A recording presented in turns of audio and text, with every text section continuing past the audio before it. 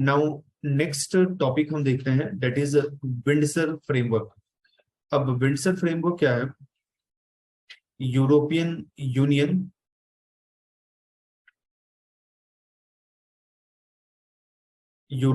Union and United kingdom, उनके बीच में Windsor framework agreement हुआ। वाई? यूके का पार्ट है नॉर्दर्न आयरलैंड और यूरोपियन यूनियन का पार्ट है आयरलैंड। ये दोनों बॉर्डर शेयर करता है, तो इन दोनों के बीच में गुड्स का, लेबर का, इन्वेस्टमेंट का प्रॉपर फ्लो हो, उसके लिए हमने विंडसर फ्रेमवर्क साइन किया है। क्यों इस एग्रीमेंट का रिक्वायरमेंट पड़ा? इस एग्रीमेंट का रिक्वायरमेंट इसलिए पड़ा, ब्रिटेन 2016 में उसने डिसाइड किया कि वो यूरोपियन यूनियन से बाहर निकलेगा। तो यूरोपियन यूनियन में टोटल 28 कंट्रीज थी, उसमें से ब्रिटेन अब यूरोपियन यूनियन से बाहर निकलेगा, अब उसमें 27 कंट्री बच जाएगी। इस फिनोमिनन को हमने ब्री एग्जिट किया, ब्री एग्जिट कहा, that is a Britain exit from European Union, और ये 2019 में हुआ। सो ब्रिटेन यूरोपियन यूनियन से निकल गया। अब ब्रिटेन का रिलेशन क्या होगा आयरलैंड के साथ, उसके लिए हमने विंडसर फ्रेमवर्क एग्रीमेंट साइन किया। ये आप पिक्चर देख रहे हो इसमें, तो ब्रिटेन के प्राइम मिनिस्टर एंड आयरलैंड के prime minister, Republic of Ireland के प्राइम मिनिस्टर, उन दोनों के बीच में एग्रीमेंट साइन हुआ। We can relate this topic with international relation, global issue के साथ हम उसको रिलेट कर सकते हैं। नाउ इसको हम समझते हैं पूरा एग्रीमेंट क्या है। तो यहाँ पे आप देखो, कभी कभी हमें कंफ्यूजन होता है, ब्रिटिश आइल क्या है, इंग्लैंड क्या है, ब्रिटेन क्या है, और यूनाइटेड किंगडम क्या है। यूनाइटेड किंगडम क्या है? तो England is a country, England, Wales, Scotland, इन तीनों को मैं ऐड कर देता हूं तो ये कंट्री बनेगा जिसका नाम होगा Great Britain. So Great Britain, Wales, England और स्कॉटलैंड होता है। Great Britain plus Northern Ireland को मैं ऐड कर दूं तो ये यूनाइटेड किंगडम होगा। सो यूनाइटेड किंगडम का पूरा नाम है United Kingdom of Great Britain, this one, and Northern Ireland, ये यूनाइटेड किंगडम हुआ। और Great Britain that is Scotland, England and Wales होता है। So England is a place जहां पे लोग इंग्लिश बोलते हैं। England combined with Wales and Scotland Great Britain हुआ, and Great Britain combined with Northern Ireland ये यूके हुआ। क्लियर हुआ ये तीनों टर्म, यूके, इंग्लैंड और ब्रिटेन क्या होता है। तो फरवरी 27 को यूनाइटेड किंगडम उसने यूरोपियन यूनियन के साथ एक एग्रीमेंट साइन किया कि पोस्ट ब्री एग्जिट क्या रूल्स एंड रेगुलेशन होगा जो नॉर्दर्न आयरलैंड को गवर्न करेगा। Now northern Ireland and Ireland वो ब्रिटेन से सेपरेटेड है थ्रू आयरिश सी, उससे वो सेपरेटेड है, यहाँ पे आयरिश सी लाई कर रहा है। सो ब्रिटेन का कोई प्रोडक्ट नॉर्दर्न आयरलैंड में एंटर होगा, ब्रिटेन का कोई प्रोडक्ट रिपब्लिक ऑफ आयरलैंड में एंटर होगा, तो कौन से रूल्स उसको गवर्न करेंगे, कौन से कस्टम ड्यूटी उसको गवर्न करेंगे, उसके लिए विंडसर फ्रेमवर्क हमने साइन किया है। विंडसर फ्रेमवर्क से पहले कौन सा एग्रीमेंट था हमारे पास? तो उससे पहले नॉर्दर्न आयरलैंड प्रोटोकॉल था। नॉर्दर्न आयरलैंड प्रोटोकॉल को विंडसर फ्रेमवर्क रिप्लेस करेगा। तो इसको हम समझते हैं। तो यूनाइटेड किंगडम क्या है, ग्रेट ब्रिटेन क्या है, ब्रिटिश आइल क्या है, और इंग्लैंड क्या है, इसको समझते हैं। तो ये एक वीडियो है, इसको पहले देख लेते हैं फिर आगे मूव करते हैं। Welcome to the United Kingdom and a whole lot more, explained by me, CGP Greg. United Kingdom, England, Great Britain, are these three the same place? Are they different places? Do British people secretly laugh at those who use the terms incorrectly? Who knows the answers to these questions? I do, and I'm going to tell you right now. For the lost, this is the world, this is the European continent, and this is the place we have to untangle. The area shown in purple is the United Kingdom. Part of the confusion is that the United Kingdom is not a single country, but instead is a country of countries. It contains inside of it 4 क्या अच्छा एक minute, तो प्रमोद को बुला ना।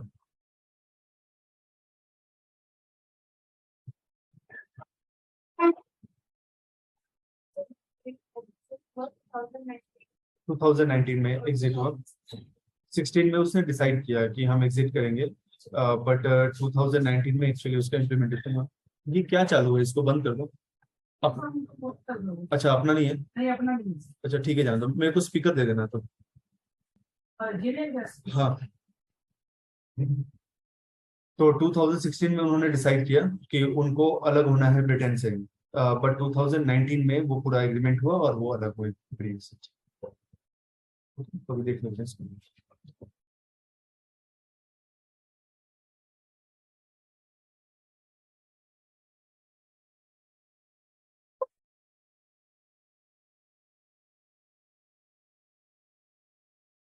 Thank you.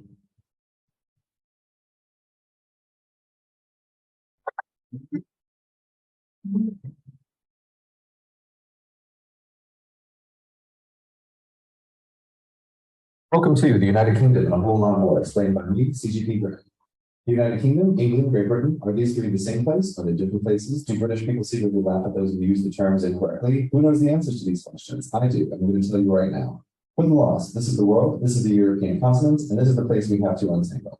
The area shown in purple is the United Kingdom. Part of the confusion is that the United Kingdom is not a single country, but instead is a country of countries. It contains inside of it 4 co-equal and sovereign nations. The first of these is England, shown here in blue. England is often confused with the United Kingdom as a whole because it's the largest and most populous of the nations and contains the de facto capital city, London. To the north is Scotland, shown in blue, and to the west is Wales, shown in white. And forgotten even by those who live in the United Kingdom is Northern Ireland, shown in white. Each country has a local term for the population. While you can call them all British, it's not recommended as the 4 countries generally don't like each other. The Northern Irish, shown in Welsh, regard the English as slave-owning colonial masters. No matter that all 3 have their own devolved parliaments and are allowed to vote on English laws, despite their first not being true. And the English generally regard the rest as rural yokels who spend too much time with their sheep. However, as the 4 constituent countries don't have their own passports, they are all British citizens, like it or not. They are British citizens of the United Kingdom, whose full name, by the way, is the United Kingdom of Great Britain and Northern Ireland. So where's Great Britain hiding? Right here. The area covered in black is Great Britain. Unlike England, Scotland, Wales, and Northern Ireland, Great Britain is a geographical rather than a political term. Great Britain is the largest island among the British Isles. Within the United Kingdom, the term Great Britain is often used to refer to England, Scotland, and Wales alone, with the intentional exclusion of Northern Ireland. This is mostly but not completely true, as all 3 constituent countries have islands that are not part of Great Britain, such as the Isle of Wight, part of England, the Welsh Isle of Anglesey, the Scottish Hebrides, the Shetland Islands, the Falkland Islands, and the islands of Clyde. The second biggest island in the British Isles is Ireland. It's worth noting at this point that Ireland is not a country, like Great Britain is a geographical, not political term. The island of Ireland contains only 2 countries, Northern Ireland, which we have already discussed, and Republic of Ireland. When people say they are Irish, they're referring to the Republic of Ireland, which is a separate country from the United Kingdom. However, both the Republic of Ireland and the United Kingdom are members of the European Union, even though England in particular likes to pretend that it's an island in the Mid-Atlantic, 50 kilometers from the coast of France. But that's a story for another time. To review, the 2 largest islands in the British Isles are Ireland and Great Britain. Ireland has about 2 countries, the Republic of Northern Ireland, while Great Britain mostly contains 3, England, Scotland, and Wales. These last 3, when combined with Northern Ireland, form the United Kingdom. There are still many unanswered questions, such as why when we travel to Canada is there British royalty and money? To answer this, we need to talk about empire. You can't have gone to school in the English-speaking world without having learned the British Empire once spanned a fourth of the world's land and covered nearly a fourth of those people. While it's easy to remember the parts of the British Empire that broke away violently, we often forget how many nations gained independence through diplomacy and bloodshed. These wannabe nations started to deal with the empire, where they continue to recognize the monarchy as the head of state in exchange for a local autonomous parliament. To understand how they are connected, we need to talk about the crown. Now, the physical crown sits behind Gardens in the town of London, and there's millions of tourist crowns for the UK, but the crown is a complicated legal entity that's not a small corporation. Who created this corporation? God did. According to British tradition, all power is vested in God, and the monarch is crowned in a Christian ceremony. God, however, not only to be followed with micromanagement, conveniently delegates his power to an entity called the crown. While this used to be the physical crown of the Tower of London, it evolved over time into a legal corporation, so able to be controlled only by the ruling monarch. It's a useful reminder that the United Kingdom is still technically a theocracy, with the reigning monarch acting as both the head of state and the supreme governor of the official state religion, Anglicanism. Such are the oddities that arise when dealing with a 1,000-year-old monarchy. Back to Canada and the rest. The former colonies that gained their independence through diplomacy and continue to recognize the authority of the Crown are known as the Commonwealth realm. They are, in decreasing order of population, Canada, Australia, Papua New Guinea, New Zealand, Jamaica, the Solomon Islands, Belize, the Bahamas, Barbados, St. Lucia, St. Vincent and the Grenadines, Grenada, Antigua and Barbuda, St. Kitts and Nevis, and Tuvalu. All are independent nations, but still recognize the monarchy as the head of state, even though it has little real power within their borders. There are 3 further entities that belong to the Crown, and these are the Crown dependencies, the Isle of Man, Jersey, and Guernsey. Unlike the Commonwealth realm, they are not considered independent nations, but are granted local autonomy by the Crown and British citizenship by the United Kingdom. Though the UK does reserve the right to rule local laws at their local assemblies. Are we done now?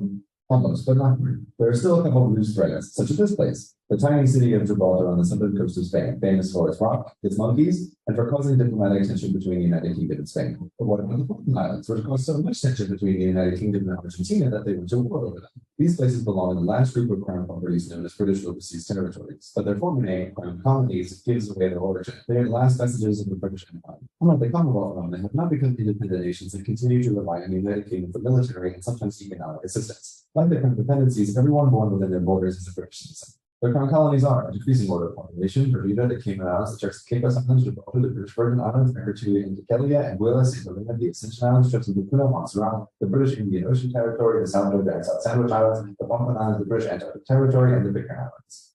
For our final Venn diagram, the United Kingdom is a country situated on the British Isles and is part of the Crown, which is controlled by the monarchy. Also part of the Crown and the British Isles are the Crown dependencies. The independent nations of the former empire that still recognize the Crown are the Commonwealth realm, and the non-independent remnants of the former empire are the British overseas territories. Thank you very much for watching. Welcome to. Okay. तो इसको आप ऐसे देखना कि सबसे पहले British isle देखना, तो it consist of around 6000 island, out of which Britain is the greatest island. Then उसके बाद कंसिडर करो England. England is a country combined with Scotland and Wales. Great Britain हो जाता है. Great Britain combined with Northern Ireland, ये हो जाता है यूनाइटेड किंगडम. तो ऐसे आप देखना. नाउ इस पूरे रीजन के हिस्ट्री को हम देखते हैं. सो 1921 में एंग्लो आयरिश ट्रीटी होता है. एंग्लो मतलब इंग्लिश, इंग्लैंड, और आयरिश ट्रीटी होता है. उसमें आयरिश फ्री स्टेट बनता है. तो Irish free state that is Republic of Ireland बनता है. और उसका आयरलैंड का कुछ पोर्शन, छोटा सा पोर्शन नॉर्दर्न आयरलैंड, वो यूके के साथ कंबाइन हो जाता है. सो ये पूरे आप आयरलैंड को कंसिडर करो. सो आयरलैंड का मेजर पोर्शन वो रिपब्लिक ऑफ आयरलैंड बन जाता है, आयरिश फ्री स्टेट. और उसका जो नॉर्दर्न आयरलैंड है वो ब्रिटेन के साथ मर्ज हो जाता है, तो ये फिर यूके बन जाता है. 1960 में वहां पे स्प्लिट होता है. दो टाइप के ओपिनियन आते हैं. एक यूनियनिस्ट का ओपिनियन आता है. तो यूनियनिस्ट का जो ट्रेड यूनियन के लीडर्स होते हैं, उनका ऐसा कहना होता है कि नॉर्दर्न आयरलैंड यूके का पार्ट होना चाहिए. फिर रिपब्लिकन्स होते हैं, उनका ऐसा ओपिनियन होता है कि Northern Ireland Republic of Ireland के साथ मर्ज हो जाना चाहिए. इनका एक ऐसा प्रोजेक्ट होता है, सिंपल लैंग्वेज में कहूँ तो एक अखंड आयरलैंड का प्रोजेक्ट होता है. जैसे अखंड भारत का प्रोजेक्ट है कुछ ग्रुप का, तो अखंड आयरलैंड होना चाहिए जिसके अंदर रिपब्लिक ऑफ आयरलैंड भी होगा और नॉर्दर्न आयरलैंड भी होगा. सो कंबाइंड वे में ये ग्रेटर आयरलैंड होगा. So republican in Northern Ireland they were supporting Northern Ireland Britain से सेपरेट हो जाए और आयरलैंड के साथ कंबाइन हो जाए. Trade unionist in Northern Ireland they were advocating कि अभी जो कंडीशन है वैसा ही रहना चाहिए, स्टेटस को रहना चाहिए. Northern Ireland should continue to remain part of United Kingdom, ऐसा उन्होंने कहा. तो ये दो ओपिनियन आता है 1916. उसके बाद नेक्स्ट 30 इयर्स इन दोनों ग्रुप के बीच में वायलेंस होता है, पॉलिटिकल डिस्प्यूट होता है. Then in 1998 good Friday agreement होता है और बेलफास्ट एग्रीमेंट होता है. Belfast agreement it is a geographical location जहां पे ये एग्रीमेंट हुआ. तो 1998 में ये एग्रीमेंट हुआ, गुड फ्राइडे एंड और Belfast agreement. This agreement is between UK and Republic of Ireland. क्यों ये एग्रीमेंट करना पड़ा? 1960 से 1990 तक का जो पीरियड है उस वहां पे बहुत सारे पॉलिटिकल डिस्प्यूट हुआ, पॉलिटिकल इंस्टेबिलिटी हुआ, वायलेंस हुआ बिटवीन रिपब्लिकन एंड यूनियनिस्ट. और इस पीरियड को कहा गया this period is the trouble period, जहां पे बहुत सारा प्रॉब्लम हुआ. मोर देन 3500 लोगों का डेथ हुआ, हंड्रेड्स ऑफ थाउजेंड्स ऑफ लोग इंजर्ड हो गए. तो उसके लिए हमने एक पीस एग्रीमेंट कहा. अब ये पीस एग्रीमेंट में क्या हमने मेंशन किया? गुड फ्राइडे एग्रीमेंट में हमने ये कहा कि majority of people of Northern Ireland they are happy and satisfied with Britain. तो हम क्या करेंगे, नॉर्दर्न आयरलैंड को यूके का पार्ट ही रखेंगे, because majority of people are of opinion that Northern Ireland should remain part of UK. But Northern Ireland को हम गवर्न कैसे करेंगे? Say this is Northern Ireland. Northern Ireland is a part of United Kingdom. Northern Ireland का neighbouring country है that is Republic of Ireland. So some group are saying Northern Ireland Republic of Ireland का part बन जाए. Some group are saying Northern Ireland UK का ही part होना चाहिए. तो नॉर्दर्न आयरलैंड अब यूके का पार्ट रहेगा, ये तो सेटल हो गया. लेकिन नॉर्दर्न आयरलैंड को गवर्न करने के लिए दोनों लोग गवर्न करेंगे। रिपब्लिक ऑफ आयरलैंड भी इसको रूल करेगा पार्शियली, और यूनाइटेड किंगडम भी उसको पार्शियली रूल करेगा। तो जैसे इंग्लैंड के ऊपर, स्कॉटलैंड के ऊपर, वेल्स के ऊपर यूके का कंप्लीट कंट्रोल है, नॉर्दर्न आयरलैंड पे कंप्लीट कंट्रोल नहीं होगा, पार्शियल कंट्रोल होगा। तो इसको गवर्न करने के लिए हमने ब्लेंडेड पॉलिटिकल इंस्टीट्यूशन बनाया, where there will be power sharing between Republic of Ireland and Northern Ireland. Both will rule jointly. तो गुड फ्राइडे एग्रीमेंट, यूके का पार्ट रहेगा Northern Ireland, it will continue to remain part of UK, but it will be govern by jointly by Northern Ireland and by Republic of Ireland, jointly govern होगा। उसके बाद European union क्या होता है? सो 27 European country का एक organisation है अभी प्रेजेंटली, और ये एक कॉमन ऑर्गेनाइजेशन है जिनका economic policy, social policy, security policy एक होता है। पहले इसमें 28 नेशन थे, बट यूके 2020 में इसमें से निकल गया, और उस फिनोमिनन को हमने ब्री एग्जिट कहा। अब यूरोपियन यूनियन क्या कहता है? जैसे से अभी मैं इंडिया में मध्य प्रदेश में हूँ, मध्य प्रदेश से मेरे को उत्तर प्रदेश में एंटर होना है, तो क्या मेरे को वीजा लेने की जरूरत है? नहीं। मैं मध्य प्रदेश में भी बिजनेस कर सकता हूँ, मैं यूपी में भी जाके बिजनेस कर सकता हूँ, मैं मध्य प्रदेश में भी जॉब कर सकता हूँ, यूपी में भी जाके जॉब कर सकता हूँ। इनफैक्ट मैं मध्य प्रदेश का रेसिडेंट हूँ, यूपी गवर्नमेंट में जाके मैं जॉब कर सकता हूँ, यूपी गवर्नमेंट का मैं कोई कॉन्ट्रैक्ट ले सकता हूँ। तो फ्री लेबर का मूवमेंट है, फ्री गुड्स का मूवमेंट है, मैं पैसे भी इन्वेस्ट कर सकता हूँ, फ्री इन्वेस्टमेंट मूवमेंट है, हमें कोई वीजा लेने की जरूरत नहीं है। तो JNK to Kerala, Gujarat to Arunachal Pradesh India में कॉमन मार्केट है। वैसे ही यूरोप के 28 कंट्री का एक कॉमन मार्केट था। फॉर एग्जांपल जर्मनी, फ्रांस दोनों पार्ट हैं यूरोपियन यूनियन के। तो आप जर्मनी में चले गए तो फिर आपको वीजा लेने की जरूरत नहीं है और आप फ्रांस में जा सकते हो, एक कॉमन मूवमेंट होगा। तो यूरोपियन यूनियन 28 कंट्री का ग्रुपिंग है जिनका कॉमन मार्केट होगा, कॉमन लेबर फ्लो होगा, वहां पे इन्वेस्टमेंट होगा, उनके इकोनॉमिक इंस्टीट्यूशन होंगे। जैसे पूरे इंडिया की इकोनॉमिक पॉलिसी को RBI गवर्न करता है, तो वहां की इकोनॉमिक पॉलिसी को यूरोपियन सेंट्रल बैंक गवर्न करेगा। उनका एक कॉमन करेंसी होगा और उस कॉमन करेंसी को यूरो कहते हैं। जैसे इंडिया के लिए रूल्स एंड रेगुलेशन कौन बनाता है? तो वो इंडियन पार्लियामेंट बनाता है। तो वैसे ही उसके लिए यूरोपियन पार्लियामेंट होगा, वो वहां के लिए लॉ बनाएगा। यूरोपियन कमीशन होगा जो उसके लिए उसको एग्जीक्यूट करेगा। तो 28 यूरोपियन कंट्री का एक कॉमन ऑर्गेनाइजेशन बनाया, उसका नाम था यूरोपियन यूनियन। वाई? धीरे धीरे जैसे जैसे वर्ल्ड प्रोग्रेस कर रहा था, यूरोप का ऑथोरिटी, यूरोप का पावर वर्ल्ड में डिमिनिश हो रहा था। तो single country in Europe is not that powerful, all the country combined of Europe, they are very powerful. So combined Europe is a powerful, single country is not powerful. तो इसके लिए हमने European union बनाया। अब suppose करो अभी UK European Union का part है। यूके चाहता है कि मैरिज का एज हमें 18 ईयर करना है, यूरोपियन यूनियन कह रहा है कि मैरिज का एज 25 ईयर होना चाहिए। तो यूरोपियन यूनियन ने यूके के ऊपर कंडीशन इंपोज किया, तो UK is not able to take independent decision. UK सोचता है कि हमें टैक्स का रेट 10% रखना चाहिए, यूरोपियन यूनियन कहता है नहीं, टैक्स का रेट आप 5% कहो। तो क्योंकि यूरोपियन यूनियन का पार्ट है UK, they are not able to take independence economic decision, independence social decision. Say Poland भी पार्ट है यूरोपियन यूनियन का और यूके भी पार्ट है यूरोपियन यूनियन का। पोलैंड से लेबर मूव करके यूके में जाता है, वहां पे जॉब करता है और वहां के लोकल्स को नुकसान होता है, लोकल्स को जॉब नहीं मिल रहा है। तो फिर हम लोकल्स को कहेंगे कि आप क्यों परेशान हो रहे हो, आप भी पोलैंड में जाके जॉब करो।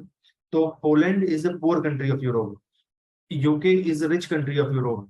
तो कोई रिच कंट्री से पुअर कंट्री में जॉब करने क्यों जाएगा? तो यहाँ पे क्या हुआ कि ये वाला फ्लो होता ही नहीं था, जस्ट फ्लो पोलैंड से यूके वाला ही फ्लो होता था। तो ब्रिटेन को ऐसा लगा कि हम यूरोपियन यूनियन के पार्ट हैं, हमें इकोनॉमिकली नुकसान हो रहा है, हम अपना पॉलिसी नहीं बना पा रहे हैं, हम अपने लोगों को एम्प्लॉयमेंट नहीं दे पा रहे हैं, तो हमें यूरोपियन यूनियन से बाहर निकलना चाहिए। तो इन्होंने डिसाइड किया कि हम यूरोपियन यूनियन से बाहर निकलेंगे। ये डिसीजन इन्होंने 2016 में लिया।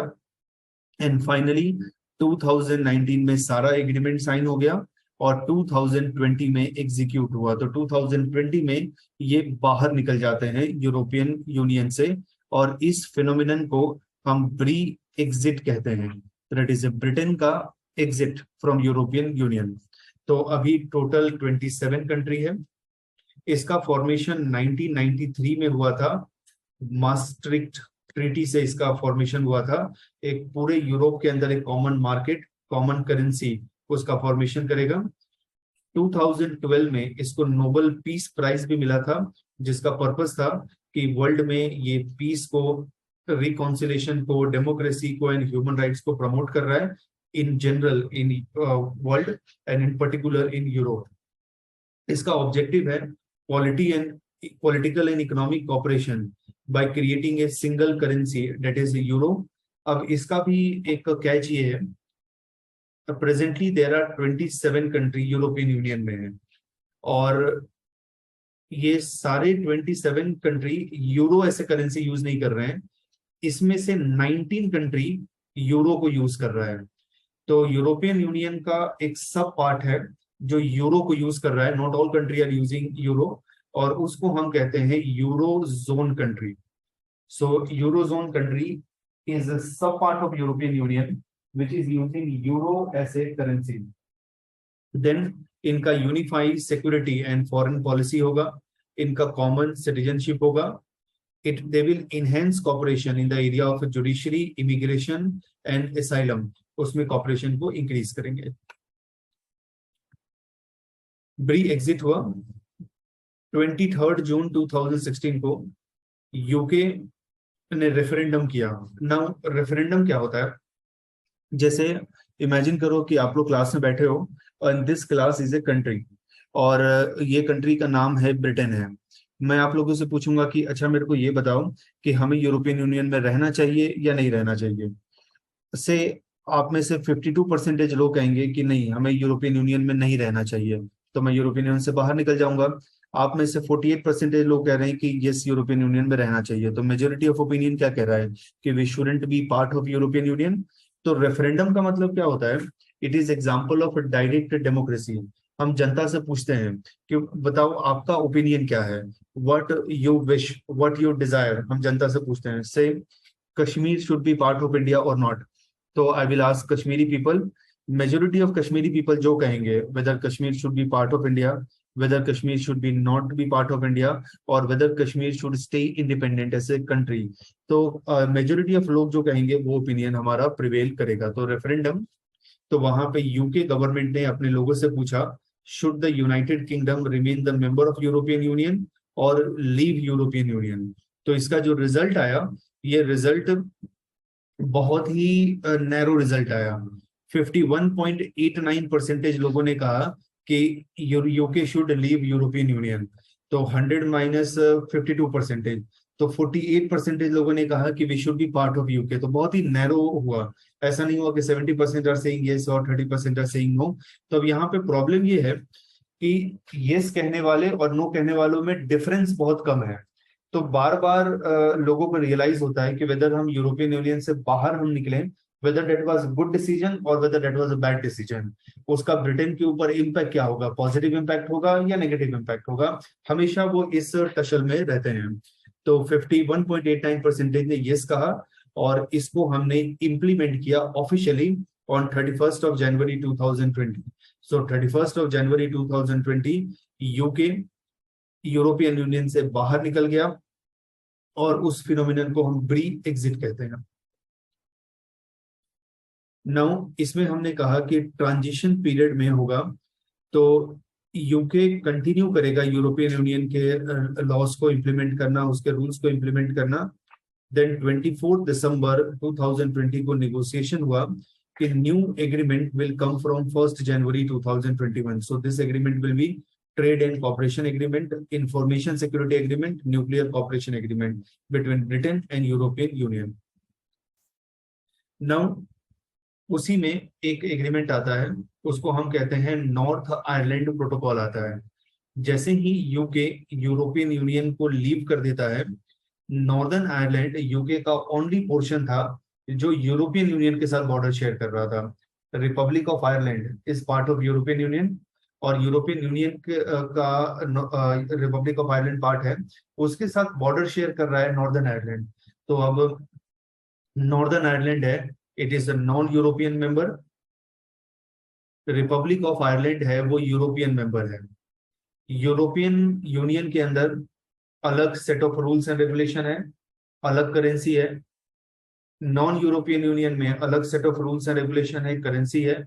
अब से गुड्स का मूवमेंट नॉर्दर्न आयरलैंड से रिपब्लिक ऑफ आयरलैंड में हो रहा है, तो यहाँ पे बहुत सारे कस्टम के चेक हो रहे हैं, बहुत सारे रूल्स एंड रेगुलेशन को फॉलो करना है, जिसकी वजह से ट्रेडर को बहुत ज्यादा नुकसान हो रहा है कि आप ऐसा कर रहे हो। तो जैसे कि कोई पेरिशेबल गुड है, फॉर एग्जांपल फिश हो गया, वेजिटेबल हो गया, फूड हो गया, तो वो खराब हो जाता है क्योंकि बहुत उसको चेक करना पड़ता है। कस्टम वहाँ पे रूल्स एंड रेगुलेशन बहुत स्ट्रिक्ट है। तो फिर वहां पे एक एग्रीमेंट साइन होता है दोनों के बीच में, यूरोपियन यूनियन और यूके के बीच में। उसका नाम होता है नॉर्थ आयरलैंड प्रोटोकॉल। क्यों? क्योंकि दोनों ग्रुप, दोनों कंट्री का डिफरेंट प्रोडक्ट स्टैंडर्ड है, बॉर्डर चेक है। तो जब गुड्स नॉर्थ आयरलैंड से आयरलैंड में मूव कर रहा है, तो what will be rules and regulation, what will be duties, what will be tax imposed, उसके लिए नॉर्थ आयरलैंड प्रोटोकॉल साइन हुआ। नाउ दोनों आयरलैंड के बीच में देखोगे तो लॉन्ग हिस्ट्री ऑफ कॉन्फ्लिक्ट है। आगे हमने देखा था 1960 से कॉन्फ्लिक्ट स्टार्ट होता है और फाइनली कल्मिनेट होता है 1998 में, जब बेलफास्ट एग्रीमेंट होता है। और ये एक लॉन्ग ड्रोन पीस एग्रीमेंट था, तो हम इसको डिस्टर्ब नहीं करना चाहते हैं। तो अभी अगर ज्यादा मूवमेंट होगा या ज्यादा डिस्टर्बेंस होगा on the both the path of Ireland, तो फिर से हमारा पीस वहां पे डिस्टर्ब हो जाएगा। तो अगर इस बॉर्डर पे हम ज्यादा फील्डिंग करते हैं, ज्यादा डिस्टरबेंस करते हैं, तो यहाँ पे ये बहुत ज्यादा डेंजरस हो जाएगा। तो इसीलिए डिसाइड किया गया कि great Britain and Northern Ireland जो यूके है, उनके बीच में और यूरोपियन यूनियन के बीच में एग्रीमेंट हम साइन करेंगे, सो डेट कि यहाँ पे पीस मेंटेन रहे अंडर प्रोटोकॉल। अब आप एक चीज को देखो, यूके, इसके अंदर ग्रेट ब्रिटेन है और प्लस नॉर्थ आयरलैंड है। ग्रेट ब्रिटेन के अंदर इंग्लैंड है, वेल्स है और स्कॉटलैंड है। यूके ने डिसाइड किया कि हम यूरोपियन यूनियन से बाहर निकल जाएंगे, लेकिन अब उसमें प्रॉब्लम ये हुआ कि यूके का एक पोर्शन नॉर्दर्न आयरलैंड, वो European union member state that is Republic of Ireland, इसके साथ बॉर्डर शेयर कर रहा था। बहुत सारे इनकन्वीनियंस हो रहे थे। तो हमने ये कहा कि नॉर्दर्न आयरलैंड ये यूरोपियन यूनियन का पार्ट रहेगा रहेगा यानी ब्रिटेन सारा का सारा यूके यूरोपियन यूनियन से निकल गया एक्सेप्ट नॉर्दर्न आयरलैंड। तो इसलिए हम इसको यूके एग्जिट नहीं कहते हैं, हम इसको ब्री एग्जिट कहते हैं, क्योंकि ब्रिटेन एग्जिट हुआ, नॉट इंटायर यूके एग्जिट हुआ, बिकॉज नॉर्दर्न आयरलैंड तो अभी भी उसका पार्ट है। तो under this protocol Northern Ireland European Union single market का पार्ट रहेगा। Trade and custom inspection of goods coming from Great Britain, ये आयरिश सी के लॉन्ग पोर्ट पे टेक प्लेस करेंगे। तो which means Northern Ireland will continue to remain part of European Union. European Union के जो rules and regulation है उस वो सब्जेक्टेड होगा और उससे वो पूरा गवर्न होगा। अब इससे कुछ इनकन्वीनियंस होने लगा। अब इनकन्वीनियंस कैसे होने लगा? एक सिचुएशन इमेजिन करो, Punjab is a part of India, मेरे को अभी पंजाब जाना है, मैं जा सकता हूँ। मेरे को बिजनेस करना है, कर सकता हूँ, मैं जाके जॉब कर सकता हूँ। से पंजाब को एक इंडिपेंडेंट कंट्री बना दिया, या से पंजाब को पाकिस्तान का पार्ट बना दिया, से फॉर एग्जांपल। तो अब मेरे को पंजाब में जाने के लिए I need to take some permission. तो अब मेरे अंदर एक रिसेंटमेंट आएगा ना कि पंजाब मेरे कंट्री का ही पार्ट है, then also when I want to visit Punjab I have to take some permission, so this is not good thing. तो जब यूके का पार्ट नॉर्दर्न आयरलैंड है और वो यूरोपियन यूनियन का पार्ट हो गया, तो सम मेंबर ऑफ यूके, उनको ऐसा लगा कि जो हमारा यूनाइटेड किंगडम था, यूके था, तो वो अब डिस्टर्ब हो रहा है, तो हमें उसको अपोज करना चाहिए। तो दे स्टार्टेड अपोजिंग। दूसरा ये हुआ कि ग्रेट ब्रिटेन से जब हम किसी प्रोडक्ट को नॉर्दर्न आयरलैंड में भेज रहे थे, जब कोई प्रोडक्ट नॉर्दर्न आयरलैंड से आयरलैंड में जाएगा, तो ये बहुत स्मूथ प्रोसेस हो गया, क्योंकि Ireland is part of UK EU और Northern Ireland is also part of UP EU. लेकिन जब ग्रेट ब्रिटेन से नॉर्दर्न आयरलैंड में प्रोडक्ट जाने लगा तो ये एक बहुत डिफिकल्ट प्रोसेस हो गया। क्यों डिफिकल्ट प्रोसेस हो गया? ग्रेट ब्रिटेन यूके का पार्ट है, इसके अलग set of rules and regulation है। नॉर्दर्न आयरलैंड ईयू का पार्ट है, इसके अलग set of rules and regulation है। तो जब वो यूरोपियन यूनियन के मार्केट में एंटर होने लगा तो बहुत सारे कस्टम चेक होने लगे, कस्टम ड्यूटी उसके ऊपर इम्पोज होने करने लगी, तो जिसकी वजह से वहां के बिजनेसमैन को नुकसान होने लगा। एक जैसे एग्जांपल आप देखो, सपोज करो मैं फिश ब्रिटेन से लेके नॉर्दर्न आयरलैंड में जा रहा हूँ और पोर्ट पे 10 दिन तक वो फिश पड़ा हुआ है, तो 100 केजी फिश है, उसमें से 70 केजी खराब हो गया, तो वो तो मेरे को लॉस हुआ। से ब्रिटेन में 100 पाउंड का कोई प्रोडक्ट है और उसको मुझे नॉर्दर्न आयरलैंड में लेके जाना है, तो उसके ऊपर 20 पाउंड का टैक्स लगा दिया। 120 पाउंड का हो गया, एक्सपेंसिव हो गया, अब कोई नॉर्दर्न आयरलैंड में परचेज नहीं करेगा। तो ये बहुत डिफिकल्ट हो गया ब्रिटेन के बिजनेसमैन के लिए नॉर्दर्न आयरलैंड में बिजनेस करना। तो जिससे एग्रीकल्चर प्रोडक्ट, फिशरीज, मेडिसिन, इन सब में बहुत ज्यादा डिस्टरबेंस हुआ। तो नाउ ब्रिटेन के अंदर एक अपोजिशन स्टार्ट होने लगा कि Northern Ireland is a part of our country, वहां पे बिजनेस करना why it is so much difficult, वहां पे मूव करना why it is so much difficult. आप एक काम करो, नॉर्दर्न आयरलैंड को यूनाइटेड किंगडम का कंप्लीट पार्ट बनाओ। जैसे पॉलिटिकली वो कंप्लीट पार्ट है तो इकोनॉमिकली भी कंप्लीट पार्ट बनाओ। तो ये नॉर्दर्न आयरलैंड प्रोटोकॉल का डिसएडवांटेज था। तो इसको दूर करने के लिए हम विंडसर फ्रेमवर्क लेके आए। अब विंडसर फ्रेमवर्क को आप समझो, ब्रिटेन से कोई भी गुड बाहर जा रहा है तो वो गुड को दो कैटेगरी में डिवाइड करेंगे। एक गुड जिसका डेस्टिनेशन नॉर्दर्न आयरलैंड है, दूसरा गुड जिसका डेस्टिनेशन रिपब्लिक ऑफ आयरलैंड है। तो जिस गुड का डेस्टिनेशन नॉर्दर्न आयरलैंड है वो ग्रीन लेन को फॉलो करेगा, और जिसका डेस्टिनेशन रिपब्लिक ऑफ आयरलैंड है वो रेड लेन को फॉलो करेगा।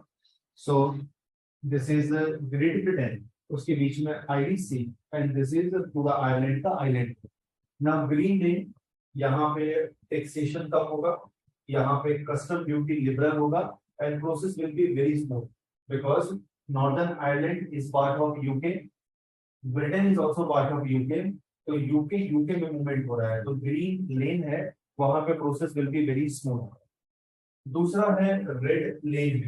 तो रेड लेन जहां पे किसी गुड्स को, किसी सर्विसेज को हमें आयरलैंड में लेके जाना है, तो यहाँ पे process will be very difficult. तो अब हमने क्या कर दिया कि दो लेन में इसको डिवाइड कर दिया, ग्रीन लेन एंड रेड लेन। तो green lane, British good meant for north Ireland will be allowed to pass with minimal paperwork and check. Physical check will be conducted only if goods are found to be suspicious. उनको लगता है इसमें drug है, weapon है, anything which is suspicious.